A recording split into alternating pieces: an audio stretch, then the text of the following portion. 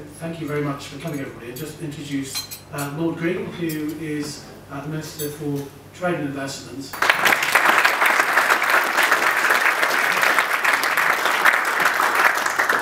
Many thanks. It's a great pleasure to be back in Yorkshire, and a great pleasure to be at such a lively and well-attended event on what is a subject of, frankly, national importance. Trade and investment are, in my view, critical to any meaningful understanding of what this country needs. We see that the country's emerged from recession, but we don't need to be naive. We have been growing too much on the basis of consumption fueled by debt. I'm going to focus mainly on trade this morning, because trade is, I think, the key to this country's performance over the next number of years.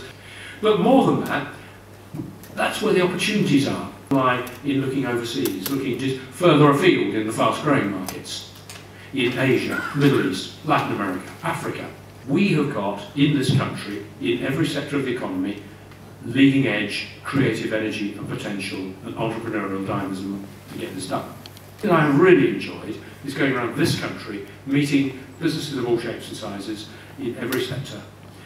Businesses that are high-tech, businesses that are traditional, businesses that are medium-sized, businesses that are very small. People who do well are the people who've thought carefully about how they're going to develop their business. And those that do it right get very considerable benefits from doing it. There's support smaller companies to get into the international markets and always strengthening the backbone of the whole British economy. Two things. Everywhere I go, without exception, you find people welcoming the Brits. And then in the next breath, almost, they will say, but we don't see enough of you.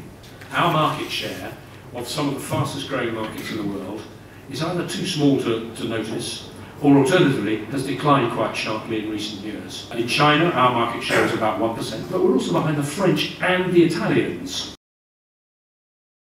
I can offer you 2 or 3 pieces of good news and one promise. The good news is that if you talk to any of the CEOs of running the big banks now, they all know this is an issue and are committed to putting it right. What is government doing? You can rest assured that both Vince Cable and I bend people's ears regularly. Second piece of good news, there are some interesting challengers in the market. Handelsbanken, the Swedish bank, going back to basics, empowering the branch relationship manager to make the decisions and holding them to account. And there are some other new challenges. Aldermore Bank, which is a complete start-up, and now has a book of some £2.5 billion. What we still have to do and work hard on is with UK export finance. It is clear that if business banking as a whole has been a Cinderella, then a real Cinderella has been the trade finance bit of business banking. But my promise to you and everybody in the room is we will keep working hard at this. Thank you, Lord Green.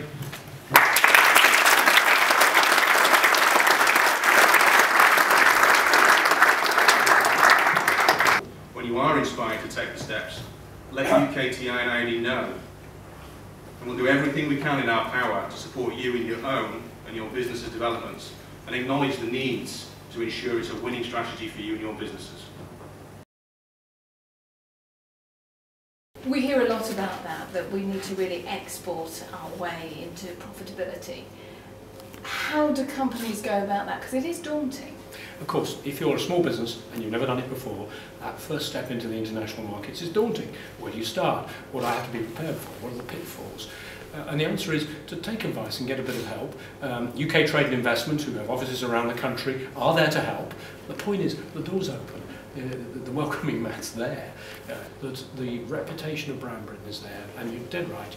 The Olympics have just reinforced that. They put the afterburners on, if you will.